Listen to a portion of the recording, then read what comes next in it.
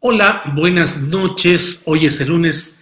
19 de junio de 2017. Se cumple un año del ataque a la población de Nochistlán, en Oaxaca, donde fueron asesinadas 8 personas en el contexto de una acción armada de la Policía Federal Mexicana contra habitantes de esa población oaxaqueña, en el contexto de la resistencia social, no solo gremial o magisterial, contra lo que se ha llamado la reforma educativa. Un año ya de impunidad absoluta.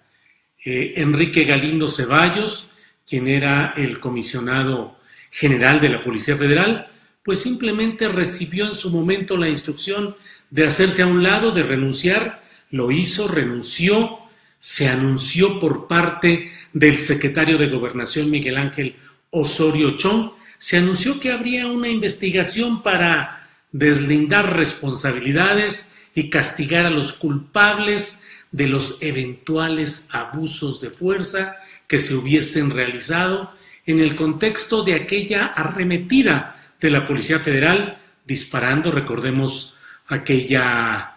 fotografía famosa de los policías rodilla a tierra, en un lugar que decía Vulcanizadora Reyes, un lugar desde el cual se estaban parapetando para disparar, y varias imágenes, que por cierto algunas de ellas tuvimos oportunidad de retransmitirlas aquí a través de Periscope para que hubiera un testimonio inmediato de lo que estaba sucediendo en esos momentos, tanto en el momento de la agresión y las consecuencias que hubo, como de las posteriores manifestaciones de protesta y rechazo por lo que ahí sucedió. Pero ya saben, promesas, castigo a fondo, caiga quien caiga, sobre los responsables, pero a fin de cuentas no pasa nada. Enrique Galindo Ceballos sigue tranquilo como si nada, dejó a un sucesor, una persona de su equipo, que de hecho es la misma corriente la que sigue ahí al mando, y esa Policía Federal sigue actuando en muchos lugares contra pobladores metidos en protestas sociales y contra ciudadanos presuntos delincuentes que son sometidos, acribillados, masacrados. Pero hoy la nota más llamativa ha sido la de la denuncia que hizo The New York Times acerca de el dispositivo que ha utilizado el gobierno mexicano para espiar a periodistas, a activistas y a familiares, cuando menos, de una de estas periodistas, la periodista más famosa y respetada de México, Carmen Aristegui, cuyo hijo Emilio fue víctima también del envío de estos mensajes que llegan a los teléfonos celulares como un anzuelo, como una carnada, para que uno caiga en las trampas de las cosas que ahí se plantean y que suelen generar o bien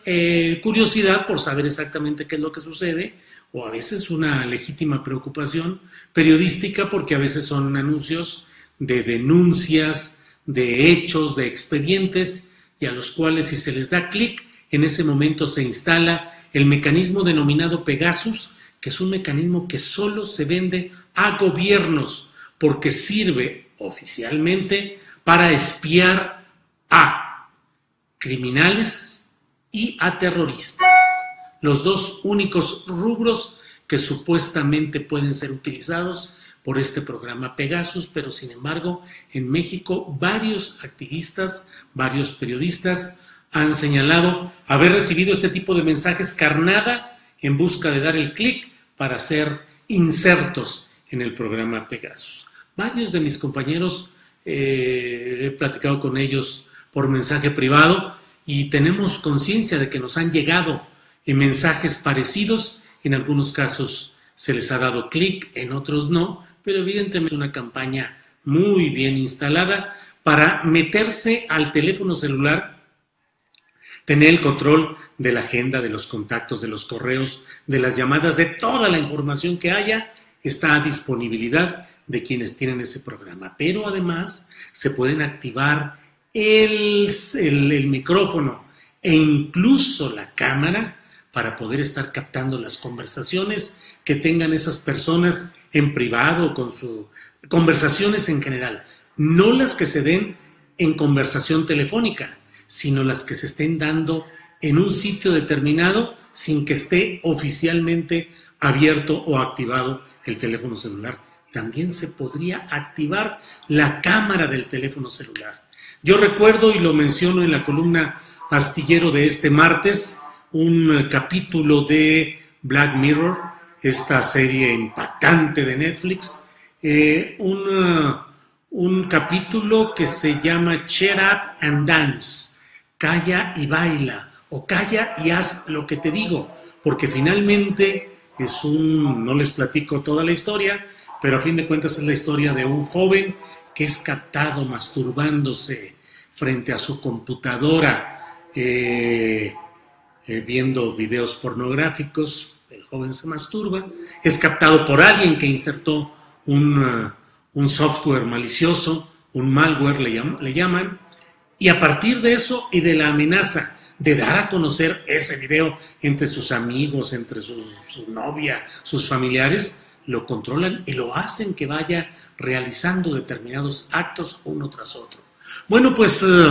¿cuál es la información que trata de tener el gobierno mexicano mediante este programa Pegasus? Solamente saber con quién se conecta un periodista, qué fuentes tiene, quién le pasa información, quién le está haciendo llegar datos, a dónde va, dónde se mueve, cuál es su vida privada, una vida doble, una vida íntima especial, debilidades personales. ¿Cuál es el interés de tener todo esto? Bueno, pues simplemente el de amedrentar y de controlar. Bien sabemos que en México ha sido tradicional la historia de los pájaros en los alambres. Todos sabemos que siempre ha habido espionaje, tanto en la vía tradicional de los teléfonos antiguos con teléfonos de México, como ahora con sistemas más avanzados de alta tecnología. Pero Enrique Peña Nieto está usando el dinero público para fines que no son los adecuados, que no son legítimos, genuinos ni legales. Y está utilizando todo esto para amedrentar y controlar a periodistas y a opositores. Es la vocación por las cañerías, la vocación por lo sucio, la vocación por el trabajo oscuro, la vocación por la agresión a los opositores y no la política, no el diálogo, no la solución de los problemas. Tantos casos se han acumulado que hoy el gobierno de Peña Nieto cree necesario espiar, controlar, amedrentar con toda la tecnología a su disposición. Esto es un asunto que ha sido denunciado hoy por varios periodistas y activistas encabezados por Carmen Aristegui, quien ha preguntado si el gobierno será capaz de investigar al gobierno. Bueno, pues esto no son más que síntomas de algo de lo que ya hemos platicado en otras videocharlas anteriores, particularmente el día en el que reportamos el pasado 15 de junio, un mes de la muerte, de la ejecución de Javier Valdés, y cómo varios de los periodistas que hablaron frente a la Fiscalía contra delitos contra la libertad de expresión dijeron que esto se iba a poner cada vez peor, que no era más que el inicio, no era más que los anuncios de toda una tempestad en curso. Bueno, pues lo estamos viendo y por ahí siguen las cosas. Toda la vida lo han hecho, pero ahora 24 horas por 7 días, dice Samuel Cervantes. Si había que tener cuidado antes, ahora más, por eso los asesinatos de periodistas. Sí, los asesinatos, periodistas que tienen que salir de sus ciudades, periodistas que son amenazados, secuestrados, golpeados, levantados, amenazados con sus familias, oficinas de Carmen Aristegui allanadas abiertamente por personajes que ni siquiera se cubren la cara, oficinas de proceso allanadas por personajes que tampoco se cubren la cara, y ahora la convicción, la seguridad de que hay toda una campaña de control a través de sistemas cibernéticos para tener toda la información de los periodistas convertidos ya en enemigos de gobiernos como el de Peña Nieto. En México el crimen organizado ya no es un problema, nosotros lidiamos, el gobierno te invita a denunciar y son ellos los que te espían, no tienen madre, pues sí, así es. La información me imagino que la tienen los sicarios de Estado, pues claro, Carmen Aristegui también preguntó y dijo, no podemos saber si es que quienes ejecutaron a periodistas no tenían la información derivada de estos sistemas de información, porque además, aunque los tenga el Estado o el gobierno o las administraciones federales, que también las hay en varios estados, el problema está en que el crimen organizado controla las instituciones y esas instancias, y desde luego que toda la información puede estar al alcance del crimen organizado, que en estos terrenos pues es lo mismo que los gobiernos, las administraciones públicas. Temas y más temas para Encabronados 2, para un libro que se llame Encabronados 2. Peña Nieto pasará a la historia como el más cínico dictador de la dictadura imperfecta. Dijo, ¿cuál es el camino internacional, Julio? Pues la denuncia y la petición de que haya instancias que revisen a fondo lo que está sucediendo con los periodistas y con la población civil en México en general. El gobierno espía y yo en pelotas, dice una persona. Volver a papel y lápiz, pues es imposible, ya todo tiene que manejarse en términos del celular y de la computadora. Sería muy difícil regresar al papel y al lápiz, a las señales de humo, que también pueden ser detectadas, obviamente. Campa salió a decir que todo está en nuestras mentes. Pues sí, pues si lo dice su jefe Peña Nieto, que no lo diga el cándido Campa, que se la pasa hablando de derechos humanos, cuando bien sabemos las violaciones constantes que hay a ellos. El Big Brother criminal. Pues sí, bueno, pues les agradezco como siempre la atención. Hablaremos mañana, a ver cómo sigue la asamblea de la OEA, donde el jefe del Departamento de Estado de Estados Unidos, pero que funge como secretario de Relaciones Exteriores de México, Luis Videgaray, sigue encabezando la embestida para tratar de sancionar a ese régimen venezolano, donde hay tanta violencia, donde hay tanta falta de democracia y donde hay tanta protesta pública. Eso en Venezuela, no en México. Bien, pues gracias y nos vemos mañana en otra de estas videocharlas astilladas.